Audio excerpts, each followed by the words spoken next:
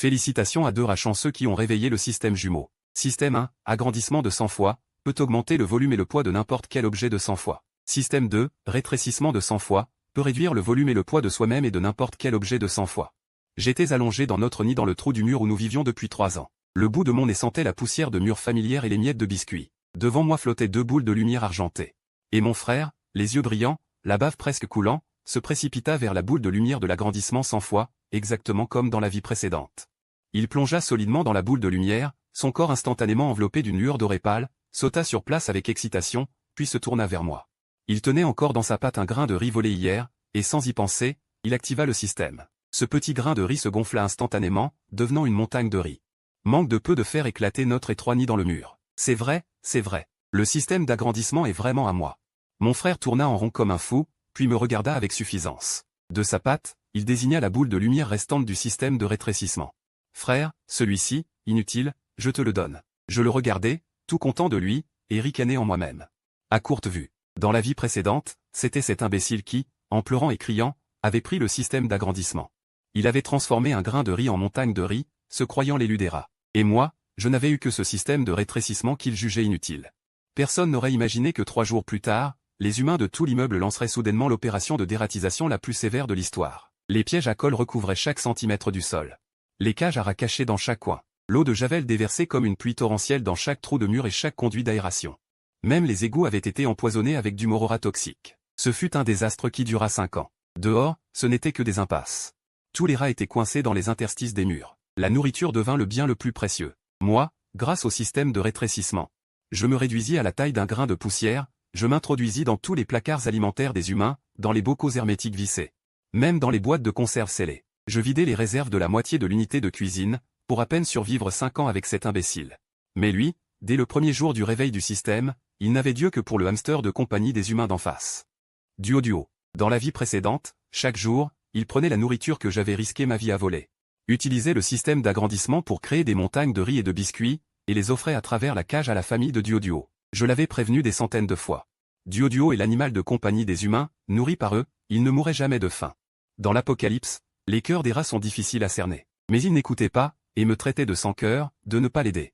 Plus tard, la désinfection devint de plus en plus sévère. Mes réserves de nourriture diminuaient. Je verrouillai l'entrée de mon repère, lui interdisant de prendre quoi que ce soit. Il profita de mon absence pour chercher de l'eau, et vola la plupart de mes stocks cachés. Les apportant tous à la famille de Duo, juste parce que Duo avait versé 2 larmes, disant que ses parents commençaient à maigrir. J'avais survécu à 5 ans de désastres de dératisation, évité d'innombrables pièges et désinfections des humains. Finalement, je ne suis pas mort de leurs mains.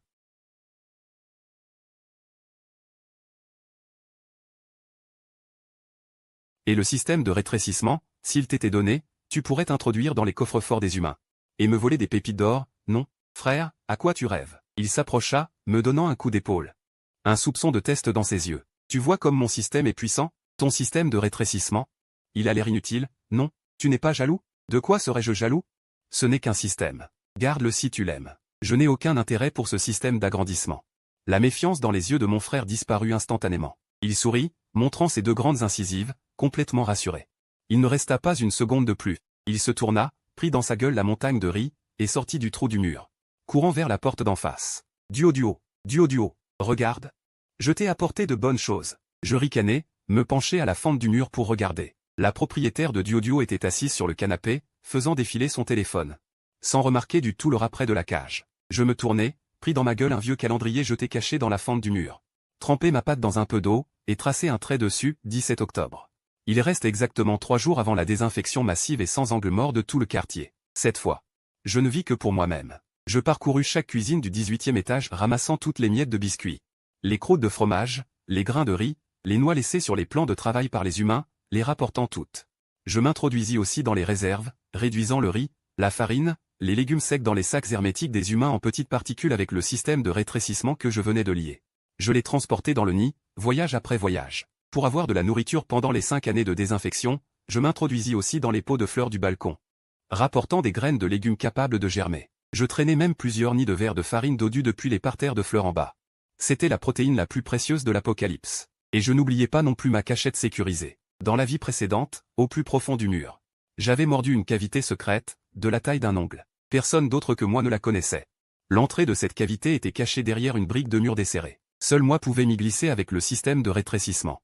Profitant de la nuit calme, je transportais tout ce que j'avais récolté, le réduisant à l'extrême avec le système de rétrécissement, et le cachais dans cette cavité. J'y étendis des cotons démaquillants volés aux humains, doués isolants contre l'humidité et le froid.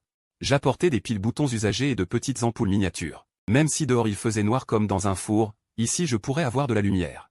Je dénichais même un petit morceau de charbon actif. Même si les humains pulvérisaient du désinfectant, je pourrais filtrer le gaz toxique irritant, sans craindre d'être asphyxié. Quand j'eus fini d'aménager la cavité, elle était devenue un véritable petite ferme du point géant de Musashi, des champs cultivés, des réserves de nourriture, des coquilles pour stocker l'eau, ainsi qu'une petite boîte dédiée à l'élevage de vers de farine. Mon frère, pendant 2 jours entiers, à part revenir chercher quelques affaires, passait presque tout son temps dans l'entrepôt d'en face. Lui aussi se souvenait clairement que dans 3 jours, ce serait l'apocalypse exterminatrice des rats. Pourtant, il ne paniquait pas du tout. Il pensait qu'avec le système d'agrandissement, même un seul grain de riz pourrait devenir une montagne de riz. Il n'avait donc pas besoin de stocker laborieusement. Le soir, il est enfin revenu, couvert de poussière de l'entrepôt, le visage rayonnant d'un bonheur amoureux. Il s'est approché de moi, frère, si je sauve la famille de Duoduo, une fois la désinfection passée. Est-ce que Duoduo m'épousera? Non. Impossible. Tu racontes n'importe quoi. Duoduo a dit qu'elle m'aimait le plus. Mon frère s'est hérissé instantanément, les yeux fixés sur moi. Frère, dis la vérité. Tu aimes aussi Duoduo, hein? Je te préviens, n'y pense même pas. Elle est à moi. Je n'ai pas daigné lui répondre, j'ai continué à utiliser le système de rétrécissement. Frère, est-ce qu'il te reste du fromage caché quelque part? Donne-moi quelques morceaux, d'accord? Duoduo adore ça. J'ai cherché partout sans rien trouver. Je n'en ai pas. Ce que je viens de trouver suffit à peine pour moi. Tu as caché tellement de nourriture. Pourquoi ne pas en donner quelques morceaux à Duoduo? Pourquoi es-tu si radin? Ce que je trouve, je le donne à qui je veux. Pourquoi réagir aussi fort? Non, non, frère. Je disais ça comme ça. Au fait, frère, le demi-cracker au bicarbonate que tu avais caché hier devant la porte du nid, je l'ai donné aux petits rasérans affamés en bas. Ils étaient trop pitoyables. Tu n'es pas fâché, hein? Encore une fois. Dans la vie précédente, il avait fait pareil, sous prétexte de pitié, il avait offert à la famille de Duoduo toutes les provisions que j'avais risqué ma vie à voler. Je pensais qu'en tant que grand frère, j'avais fait tout mon possible pour lui. Peu après notre naissance, notre mère s'était fait prendre par une plaque à race humaine. C'est moi, gorgée après gorgée de lait, gorgée après gorgée de nourriture froide, qui l'ai élevé. Je lui avais cédé le terrier le plus sûr parmi tous les autres rats. Je lui donnais le plus de nourriture. Même quand un gros rat m'avait mordu la patte, je rapportais quand même le fromage volé pour lui. Plus tard, nous avions trouvé ce terrier au 18e étage, sur échaud. Je l'y avais installé dès le premier moment. Mais à peine installé depuis 2 jours, il avait vu Duoduo dans la cage d'en face, et depuis, il était comme ensorcelé. Il courait là-bas tous les jours, prenant tous mes sacrifices pour acquis. Dans la vie précédente. Même s'il avait vidé toutes mes réserves, je ne l'avais pas chassé. Je l'avais même gardé avec moi pendant 5 ans. Mais en échange, j'avais été poussé du conduit d'aération vers la mort. Bon, si c'est donné, c'est donné. Ça m'est égal. Je savais que tu étais le meilleur des frères, que tu ne m'en voudrais pas pour une si petite chose. J'ai écarté ses griffes. Me suis levé et rampé au fond du terrier. Je suis fatigué, je vais dormir. Couche-toi toi aussi. Au moment de me retourner, toute trace de sourire a disparu de mes yeux. Il ne reste qu'un jour. J'ai encore une dernière chose à faire. Le dernier jour, mon frère est parti avant l'aube. Courir chez Duoduo. J'entendais même le maître de Duoduo se plaindre à un voisin. Il y a un rat qui traîne tous les jours près de notre cage, c'est insupportable. Dès le week-end, je vais appeler une entreprise de désinfection pour fumiger tout l'immeuble. La voix du voisin qui approuvait filtrait à travers les fissures du mur. J'ai fait comme si je n'avais rien entendu. Il reste une dernière heure. Avant le début de la désinfection, j'ai laissé à mon frère une légère marque odorante pour lui dire. Je descends chercher à manger, je ne rentre pas ce soir, comme dans la vie précédente. Il m'a répondu par une odeur négligente, sans un seul avertissement. Il souhaitait ma mort dehors. Comme ça, tout le terrier et mes affaires lui reviendraient. Pendant qu'il faisait le joli cœur chez Duoduo. J'ai tendu des fils d'alerte en urine de rat à toutes les entrées menant à mon terrier, et j'ai placé aux différents endroits du mur les petits miroirs que j'avais volés, pour voir clairement tout ce qui se passait à l'intérieur et à l'extérieur du nid. Une fois tout cela fait, j'ai déplacé la brique de mur qui bougeait et me suis glissé dans la cage secrète. D'une simple pensée, j'ai activé le système de rétrécissement. Après un vertige, je me suis réduit à la taille d'un grain de poussière. Debout dans le petit monde que j'avais construit de mes propres mains, contemplant devant moi la terre nivelée, les graines germées, l'entrepôt plein de provisions, et les verres de farine dodue, mon cœur était étrangement apaisé. Désormais, je n'aurais plus à m'inquiéter de la désinfection, ni à me tuer pour élever un frère ingrat. Peu de temps après, la sirène du camion de désinfection est montée du rez-de-chaussée, suivie du bruit de pulvérisation du désinfectant. Les bruits de portes et fenêtres fermées par les humains, les cris paniqués d'innombrables rats. L'apocalypse des rats arrivait comme prévu. Blotti dans mon petit lit en ouate de coton, à travers la fente de la cache, je regardais les images renvoyées par le miroir. Mon frère était en train d'emmener la famille de Diuduo au oui, il profitait du chaos de la désinfection humaine pour... Il a sorti toute la famille de Diuduo de la cage et les a amenés dans notre ancien trou mural. Diuduo, n'aie pas peur, avec moi, vous ne manquerez jamais de nourriture. Regarde-moi, un éclat de lumière a brillé, et ce grain de riz est instantanément devenu une montagne de riz géante. Remplissant complètement le trou mural, Diuduo et ses parents ont poussé des cris de joie, se frottant autour du frère. Ils l'ont rendu complètement ivre d'orgueil. Imbécile, il ne sait pas que le système d'agrandissement peut agrandir la nourriture. Mais aussi amplifier le bruit. Une montagne de riz aussi grande, un bruit aussi fort. Les agents de désinfection humaine trouveront bientôt cet endroit, et moi, dans mon abri sûr, je n'aurai qu'à regarder tranquillement. Comment il se fera tuer à cause de son amour idéalisé? Cette fois, je ne le sauverai pas. Jamais. Je me suis retourné sur mon lit moelleux fait de coton usagé. Remuant paresseusement une demi-larve de verre de farine déshydratée, j'ai levé les yeux vers le petit miroir volé dans la fissure du mur. Dans le miroir, ce grain de riz autrefois insignifiant. Sous l'effet de la lueur dorée pâle émanant du frère, il a gonflé de façon frénétique, devenant un clin d'œil une montagne de riz géante. Presque touchant le plafond. Notre trou mural, déjà peu spacieux, a été instantanément rempli par cette masse énorme et soudaine. Imbécile. Waouh, trop fort, t'es le dieu des rats. Ses parents opportunistes se frottaient les pattes sans cesse, le couvrant d'éloges excessifs. Le frère, grisé par ses flatteries, se redressa fièrement. Diuduo, ne t'inquiète pas, avec moi. Tu auras du riz à manger toute ta vie. Idiot, il se réjouit sans réaliser. Le riz a été agrandi 100 fois, et le doux parfum d'amidon qu'il dégage l'a été aussi 100 fois. Plus mortel encore, cette montagne de riz a obstrué complètement la seule ouverture de ventilation du trou. En quelques minutes, dans le miroir, la famille de Diuduo a commencé à halter, émettant des gémissements de souffrance par manque d'oxygène. Pendant ce temps, à l'extérieur de mon abri sûr, des bruits de pas lourds et précipités de l'équipe de désinfection humaine se sont fait entendre. Cette odeur de riz si intense et piquante était comme un phare guidant les désinfecteurs. Un bruit strident de jet d'air à haute pression a retenti. De l'autre côté du mur. La seconde suivante, un épais brouillard blanc toxique, s'infiltrant par les fissures du mur. Tel un serpent venimeux, s'est engouffré furieusement dans le trou mural où se trouvait le frère. Depuis mon micro-abri, j'ai jeté un coup d'œil dans le coin. Vers le système de filtration au charbon actif qui fonctionnait normalement, j'ai ricané en sirotant une gorgée de thé aux fruits secs infusés dans de l'eau de rosée. Le monde extérieur était déjà devenu un enfer. Le gaz toxique refoulait. Le frère voulait s'enfuir avec la famille de Diuduo, mais a découvert que la seule issue était obstruée par la montagne de riz dont il était si fier. Le grain de riz était devenu aussi dur que du granit. Il a gratté de toutes ses forces. Avec ses griffes, mordu avec ses dents, la bouche en sang. Mais n'a réussi qu'à grignoter un peu de son. Au secours, je vais étouffer. Le père de Diuduo roulait des yeux blancs et se convulsait par terre. Le frère, les yeux rouges de colère, a finalement, avant que le gaz ne les submerge complètement. En longeant l'interstice très étroit entre la montagne de riz et le mur, il a traîné de force la famille de Diuduo dehors, s'enfuyant pitoyablement dans le conduit de secours menant au plafond. Au moment où sa queue allait se rétracter dans le conduit, une goutte de désinfectant très concentré est tombée d'en haut. Atteignant précisément le bout de sa queue. La douleur atroce lui a arraché un cri déchirant, et la chair est devenue noire et s'est gangrenée instantanément. Moi, je me suis contenté de pousser le miroir avec ma patte, sans expression, pour ajuster un meilleur angle de vue. Dans l'interstice du plafond, plein de poussière et de fibres de verre irritantes, le frère traînait sa queue gangrenée, haletant bruyamment. Tremblant de tout son corps. J'ai tellement soif. Ma gorge me fait si mal. C'est de ta faute. Pourquoi avoir agrandi le riz autant? Tu nous as fait perdre notre maison. Diuduo, couché à côté, non seulement n'avait pas un mot de réconfort, mais se plaignait d'une voix doucereuse. Le cerveau amoureux du frère a repris le dessus instantanément. Oubliant la douleur lancinante de sa queue, il s'est empressé de la rassurer. N'aie pas peur, Diuduo, je vais te trouver de l'eau. Profitant de la faible lumière. Il a trouvé une goutte d'eau de condensation de la taille d'un pois chiche sur le tube de condensation humaine. Sans réfléchir.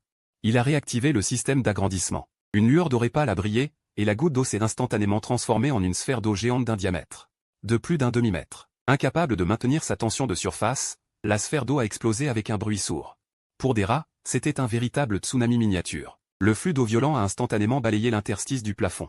Emportant le frère et la famille de Diuduo comme des chiffons, les projetant violemment contre un mur porteur lointain. Le bruit énorme de l'eau et de l'impact résonnait dans le conduit vide. Le bruit de l'eau a attiré des visiteurs indésirables. Dans l'obscurité, une dizaine de paires d'yeux rouges se sont allumés lentement. C'était une bande de rats mutants chassés des égouts par le gaz toxique. Les rats mutants des égouts sont les voyous les plus féroces de l'apocalypse.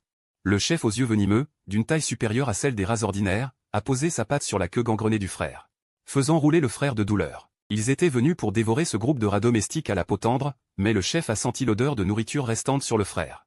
Après plusieurs passages à tabac, le frère, en larmes et reniflant, a révélé le secret du système d'agrandissement. La bande de rats ne l'a pas tué, mais lui a mis un collier en fil de fer torsadé. À partir de ce jour, celui qui se vantait d'être l'élu du monde des rats.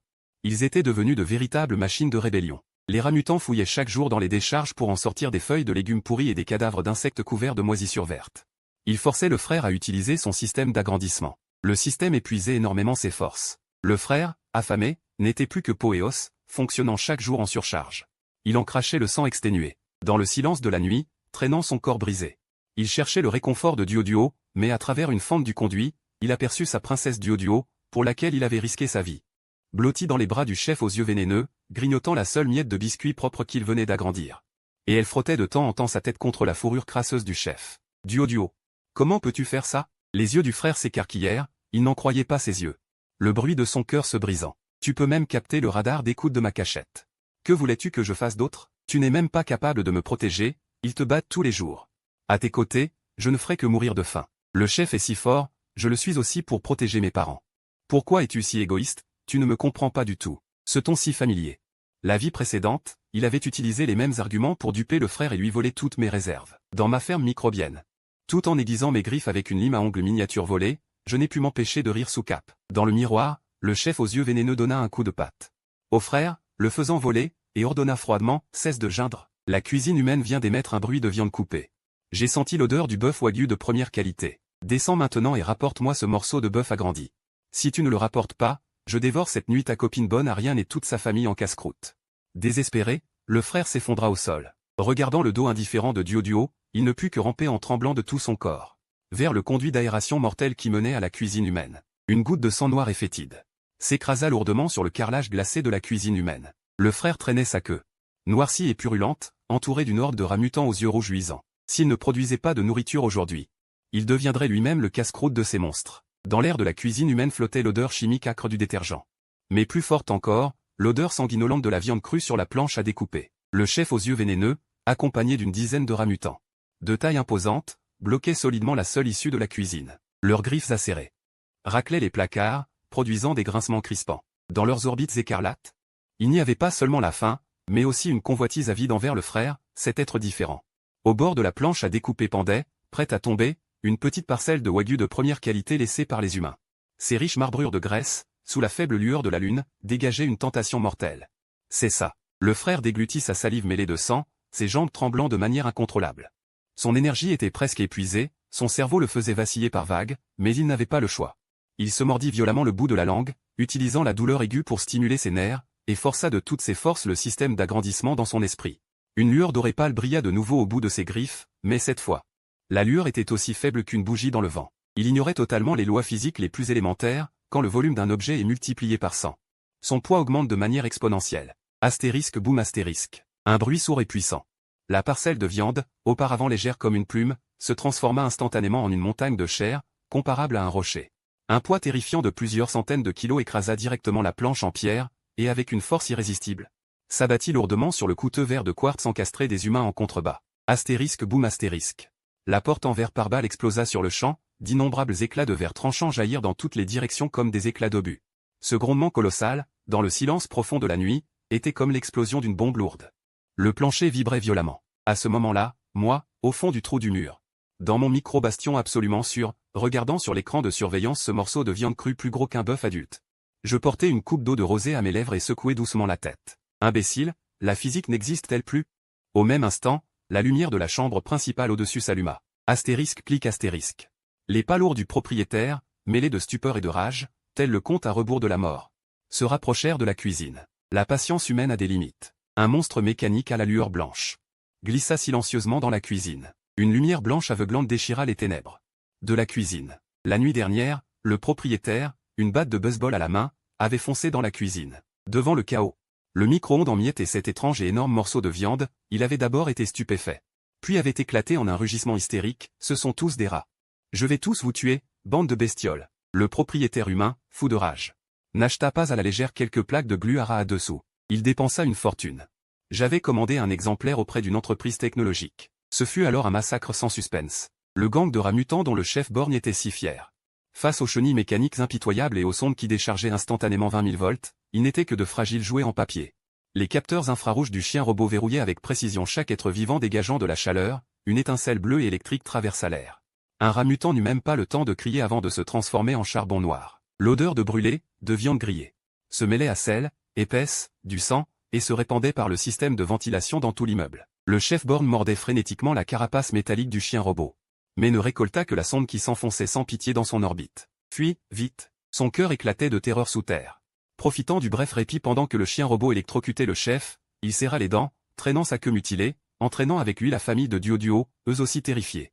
Par une fissure extrêmement étroite derrière l'aspirateur, ils rampèrent en dégringolant tout au fond du conduit d'égout. À peine arrivé, avant même qu'il ne reprenne son souffle, une alarme électronique glaciale retentit dans son esprit, avertissement, valeur critique du système, système d'agrandissement. Forcé en mode veille de refroidissement, inutilisable pendant 7 jours, sa dernière carte de survie était définitivement fichue. Il s'effondra, désespéré, contre la paroi humide et froide du conduit, son regard perdant peu à peu toute concentration, devenant totalement vide. Pendant ce temps, dans ma micro-ferme, la lampe à température constante diffusait une lumière douce, les cris extérieures constituant la bande-son idéale pour mon repas. La faim est le catalyseur le plus terrifiant en période post-apocalyptique. Dans les conduits sans lumière, après 3 jours de jeûne total, l'amour véritable, l'idéal, la dignité, tout ne valait plus rien. Seule la chair fraîche qu'on pouvait mâcher jusqu'à en faire saigner les gencives était la vérité unique. Les conduits de ventilation obscurs et ramifiés empestaient une odeur écœurante de pourriture acide et d'excréments. Les chenilles du petit chien robot patrouillaient encore dehors, son bip de scan résonnait comme une condamnation à mort. Toute exposition de température attirait une décharge électrique mortelle, et à l'intérieur, c'était une impasse dont on ne pouvait s'échapper. 3 jours. Voilà 3 jours qu'il n'avait pas avalé une miette ni bu une goutte d'eau. Le frère, privé de son système, était maintenant si faible qu'il n'avait même plus la force de se lever, ses poils tombaient par poignées. Ses yeux s'enfonçaient, et le regard que la famille Duo posait sur lui commençait à changer de façon terrifiante. Face à une faim extrême, les histoires d'amour et les serments éternels devenaient des blagues vides et inconsistantes. Le frère sentit avec acuité que Duo ne le laissait plus s'approcher, mais se blottissait au fond du coin avec ses parents, le dévisageant comme s'il était une réserve de nourriture. Duo, j'ai tellement faim. Viens, laisse-moi te prendre dans mes bras, d'accord? Le frère ferma les yeux, murmurant faiblement, cherchant une dernière consolation psychologique. Mais au lieu d'une étreinte chaleureuse de Duo, ce qu'il entendit fut un bruissement terrifiant qui fit dresser les cheveux sur la tête. Dans l'obscurité profonde de la nuit, le père de Duo, ce vieux hamster autrefois obséquieux, qu'il appelait « bon gendre », lui prodiguait des flatteries, se tenait maintenant courbé, ses lèvres desséchées retroussées. Découvrant des dents jaunies, ses yeux brillaient d'une lueur verte aussi cupide que celle d'un loup féroce. Silencieusement, il s'approcha de la patte arrière intacte du frère. Ploc! Une douleur déchirante, perçant les os et les chairs, lacéra les nerfs du frère. Il poussa un cri strident en ouvrant les yeux. Il vit seulement le père de Duo, la gueule pleine de sang rouge vif, qui mordait férocement le muscle le plus épais de sa cuisse, secouant la tête comme un chien enragé pour arracher, dans une impasse, son propre semblable et la meilleure nourriture. Je regardais sur l'écran mon frère envoyer d'un coup de patte valser le vieux hamster qui mangeait sa chair, traînant une patte brisée dont l'os blanchissait. Il rampait dans une mare de sang. Il s'était enfin souvenu de moi, son frère qui l'avait trahi, mais malheureusement. Ma compassion était déjà morte dans la vie précédente. Fichez le camp. Vous êtes fous, dégagez. Le frère, libérant son instinct de survie, poussa un hurlement de bête sauvage, décochant un coup de patte désespéré, qui frappa violemment le visage du vieux hamster. Un bruit déchirant, grinçant, il arracha de force de la gueule du vieux un grand morceau de sa propre chair, ignorant le sang qui jaillissait, traînant sa patte arrière. Déchiqueté jusqu'à l'os, il rampa comme un fou vers l'extérieur, fuyant cette impasse devenue abattoir. La patrouille du chien robot venait de passer, il eut la chance de sauver sa peau. La douleur extrême, la perte de sang et la faim commencèrent à lui provoquer des hallucinations. Dans son délire, il se souvint enfin de la vie précédente, de ce frère qui, si dangereux soit-il, lui réservait toujours le dernier morceau de fromage volé sous une tapette à rats, se souvint de ce trou dans le mur chaud et sûr, toujours tapissé de sueur sèche. Guidé par l'odeur familière, il rampa toute une nuit dans les conduits tortueux, laissant derrière lui une longue traînée de sang, et parvint enfin à l'extérieur de la fissure du mur au 18e étage. Devant la fissure du 18e étage. Frère, tu es là-dedans, n'est-ce pas? J'ai compris. J'ai vraiment compris. Sauve-moi, ma patte est cassée. Sauve-moi, mon frère. Il pleurait à chaudes larmes, le visage en sang, grattant faiblement les briques dures avec ses griffes sales, sa voix n'était qu'un souffle. En réalité, je me tenais juste devant lui. À moins d'1 centimètre. Vêtu d'une robe de chambre moelleuse fabriquée à partir d'un masque de soie de luxe jeté par les humains. Je m'étais réduit à la taille d'un grain de poussière, et je me tenais tranquillement sur le bout de son nez couvert de poussière, de larmes et de morve. Je le contemplais avec indifférence. Dans mon monde microscopique, ses cris n'étaient pour moi qu'un tonnerre ridicule et étouffé. J'observais même avec intérêt les capillaires qui palpitaient à l'endroit de sa blessure. Le tuer, prendre son système. Nous n'aurions plus à avoir faim. Quand l'ancienne lumière de lune, Duo, murmura cette malédiction venimeuse à l'oreille de mon frère. Je tenais à la main un bâtonnet de lait au poulet que je venais de récupérer d'un piège humain, les regardant comme un spectacle de clown. Assez pleuré, bon à rien, lançai je d'une voix froide et moqueuse, minuscule dans mon état microscopique. Cette voix, bien que faible, fit sursauter mon frère. Comme s'il s'accrochait à une paille, il regarda autour de lui. Frère, c'est toi, non? J'ai cru entendre ta voix. Frère, où es-tu? Emmène-moi vite à l'intérieur. Puisqu'il méprisait tant mon système de réduction, le jugeant incapable de régner, aujourd'hui je vais lui montrer, par pure charité, ce qu'est une véritable attaque dimensionnelle. D'une simple pensée, j'annulai mon état microscopique et repris la taille d'un dixième de rat ordinaire. Apparaissant soudain devant lui, mon frère écarquilla les yeux de stupeur, oubliant même la douleur atroce de sa patte. Avant que son esprit lent ne réagisse et ne supplie, je me tournai devant lui, comme si je me promenais dans mon jardin. Je me dirigeai tranquillement vers le dispositif mortel que les humains avaient installé à l'extérieur du vent fort, des plaques de glu infranchissables. Y toucher ne serait-ce qu'un poil signifiait une mort certaine. Mais pour moi, les interstices entre les adhésifs étaient comme une large autoroute à 8 voies. Je traversai le dispositif d'un pas nonchalant, me faufilant non loin. Dans une cage à souris à détection de gravité d'une complexité extrême. Sous le regard incrédule de mon frère, je m'enfonçai au plus profond du mécanisme. Au point mort de la pédale, je cassai un petit morceau de cheddar frais, puis je revins par le même chemin. Sans la moindre erreur, je regagnai la zone absolument sûre, en bordure du vent fort. Mon frère regardait le fromage doré et appétissant, qui dégageait un riche arôme lacté, avalant sa salive. Mais ce qui suivit fut une jalousie et une convoitise extrême qui déformèrent tout son visage. Pourquoi lui frôlait-il la mort alors que je pouvais agir comme si de rien n'était? À ce moment-là, haletante, la bouche pleine du sang de mon frère, Duoduo arriva, attiré par l'odeur. Il jeta un regard jaloux sur le fromage dans ma main, puis sur le regard venimeux de mon frère. Nous n'aurions plus jamais faim. Dans l'air au-delà du vent fort, l'odeur écœurante du sang et la douceur de l'arôme artificiel bon marché s'entremêlaient. Chez les rats, cette odeur rose et âcre ne signifiait qu'une chose, la lettre d'invitation de la mort. Et mon bon frère, acculé, s'apprêtait à me fourrer cette invitation dans la bouche pour sauver sa peau.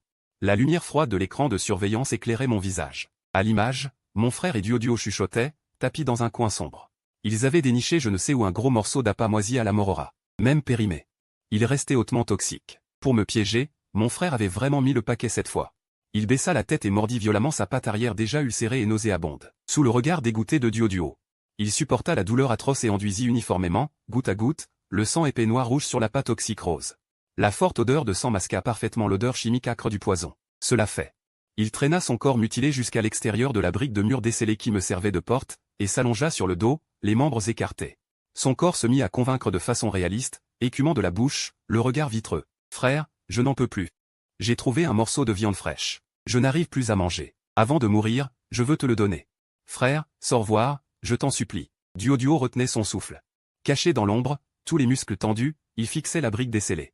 Ses yeux brillaient d'une lueur verte de convoitise sans dissimulation. Dès que je pointerais le nez pour attraper la viande, il bondirait pour me trancher la gorge. Et s'emparait du système de réduction qu'ils avaient autrefois méprisé. Assis sur mon canapé en coton de ma ferme microscopique. Tenant une tasse de rosée tiède, je regardais à l'écran cette performance pitoyable à faire rire, et je retroussais froidement les lèvres. Puisque vous voulez tant jouer, le grand frère se doit d'être de la partie. Je posai la tasse et me rendis à l'entrée.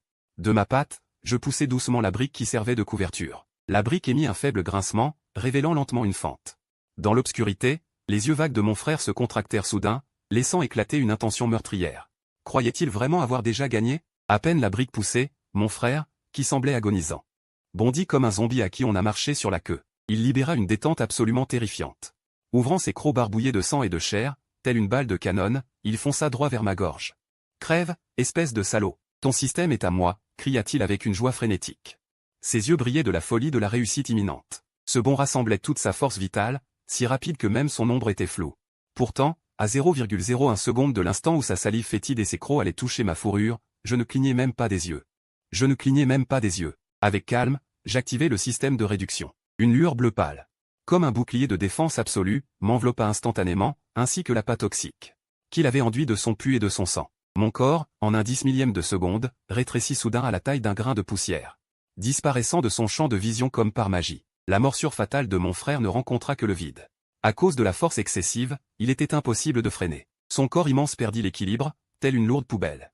Il heurta violemment le fond de la fissure du mur, là où les humains avaient placé des éclats de verre pour boucher les trous de rats. Un bruit sourd et grinçant retentit.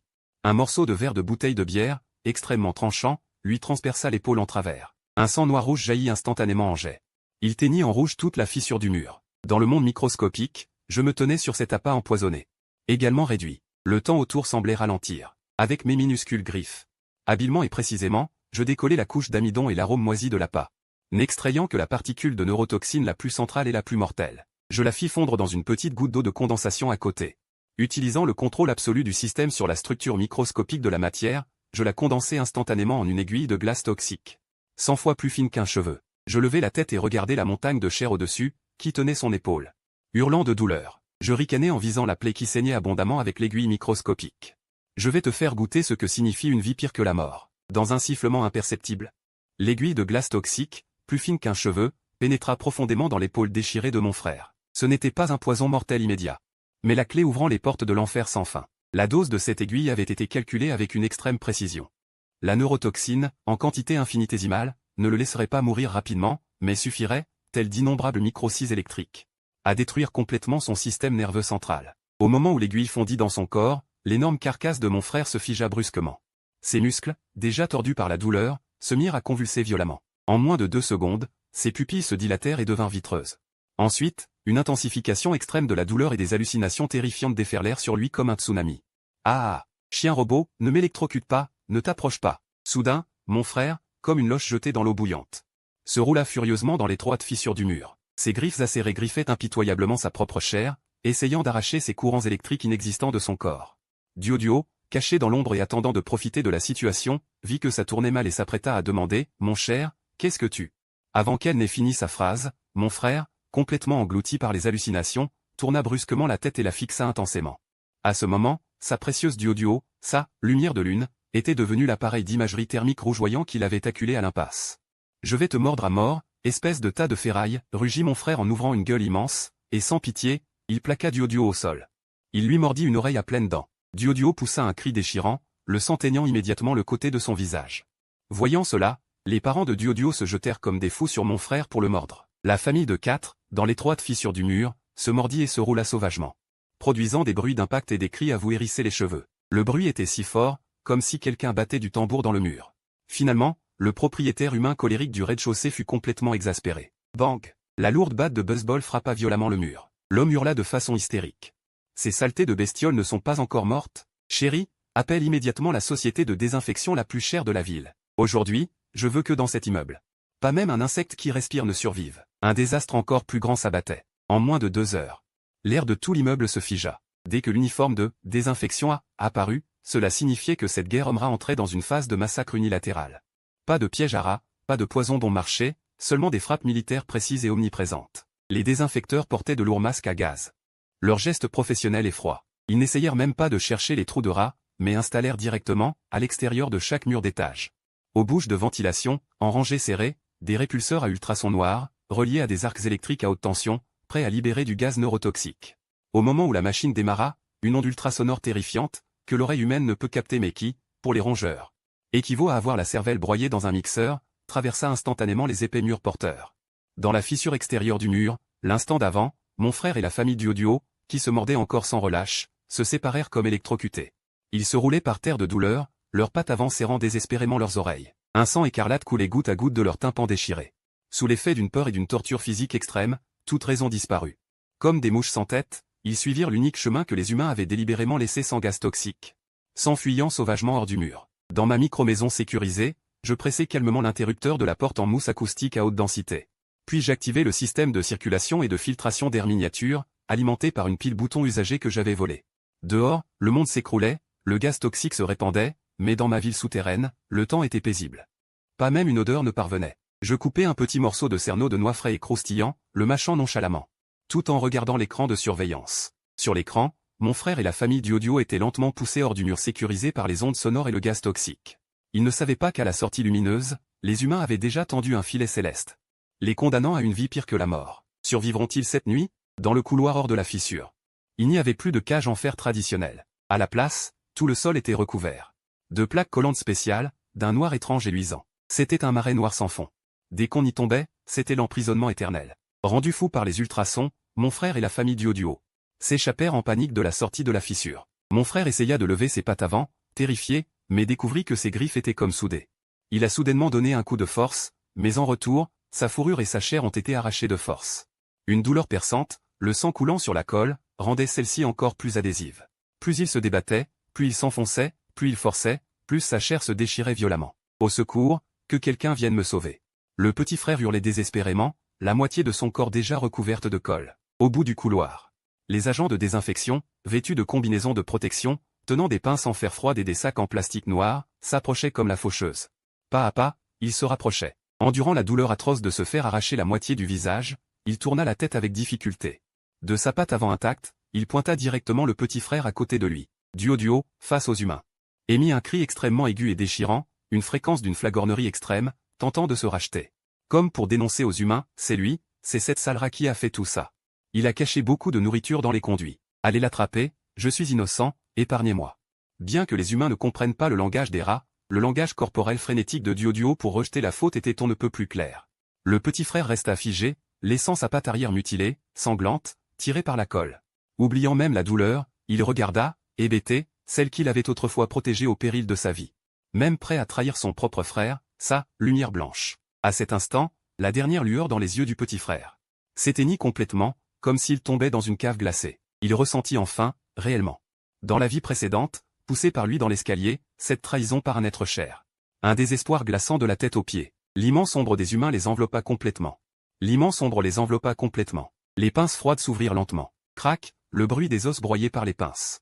Le cri désespéré du petit frère traversa instantanément tout l'immeuble, tandis que moi, devant l'écran miniature, j'éclatais de rire. Le spectacle n'en était qu'à son apogée. Le bruit horrifiant de la chair déchirée résonnait dans le couloir imprégné de gaz toxiques. C'était le son de la chair et de la supercolle arrachée de force. Quand l'ombre de la mort enveloppa. Une peur extrême fit enfin ressortir chez le petit frère ce qu'il avait au plus profond de lui. Des pas lourds, comme le glas frappé par la mort. Au bout du couloir. Les agents de désinfection, vêtus de combinaisons de protection blanches, épaisses et entièrement scellées, brandissaient des pinces en métal froid. Marchant sur les cadavres de rats éparpillés, ils s'approchaient pas à pas. Le petit frère se débattait désespérément. Mais la majeure partie de son corps était déjà fermement agrippée par la colle. Voyant ses congénères avoir le crâne écrasé par les pinces. Un par un, les têtes broyées. Les yeux injectés de sang, il baissa brusquement la tête. Et mordit férocement sa propre patte arrière collée. C'était l'os de la patte. Le bruit sec de l'os brisé. Le sang jaillit comme une fontaine, éclaboussant Duo, à côté, à l'agonie. Duo avait le visage couvert de sang. Le petit frère, tel une bête enragée, non seulement se brisa la patte, mais aussi arracha cruellement sa queue, déjà pourrie, noircie et collée. Dans une douleur extrême, il poussa un cri déchirant et rauque. La douleur le fit convulser. Mais il n'osa pas s'arrêter, traînant son corps à moitié brisé qui pissait le sang. Comme un tas de chair en putréfaction, il roula désespérément hors du bord de la plaque à glu.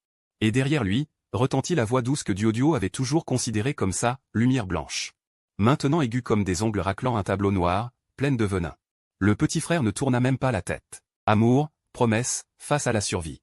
Ne valent même pas un paix. Il laissa derrière lui une traînée de sang épaisse et frappante. Paniqué, il se précipita dans un coin, dans un conduit de ventilation de secours extrêmement discret. L'instinct de survie le soutenait fermement. Il voulait juste fuir, fuir le plus haut possible. Loin de cet enfer humain qui vaporisait des gaz neurotoxiques. Il ne savait pas combien de temps il avait rampé dans les ténèbres des conduits. Les vertiges dus à la perte de sang le faisaient presque s'évanouir à plusieurs reprises. Quand enfin, avec son dernier souffle, il rampa hors du conduit, il sentit un souffle froid. Un courant d'air lui caressa le visage. Il ouvrit lentement les yeux, mais la vue devant lui glaça instantanément le sang. Où était-il arrivé? Le vent violent s'engouffrait par les persiennes. S'engouffrant dans sa gorge, mêlé à la forte odeur de désinfectant venant d'en bas. Et à l'odeur nauséabonde du sang de ses congénères. Le petit frère, abattu, gisait sur le métal froid. Regardant la scène familière devant lui, un frisson indescriptible lui remonta du coccyx au sommet du crâne. C'était la bouche du conduit de ventilation principal du 18e étage. Dans la vie précédente. Il m'avait, sans hésiter, pour s'emparer du système de rétrécissement, pour une hamster manipulatrice. Précipité de mes propres mains dans l'abîme, la scène d'hier soir, la roue du destin a tourné. Et de la manière la plus ironique qui soit, il est revenu au point de départ, traînant sa demi-vie. Mon frère haletait violemment, son corps brisé laissant de larges traînées de sang sur la tôle. Il pensait avoir enfin échappé à la mort, endurant la douleur atroce de sa patte cassée.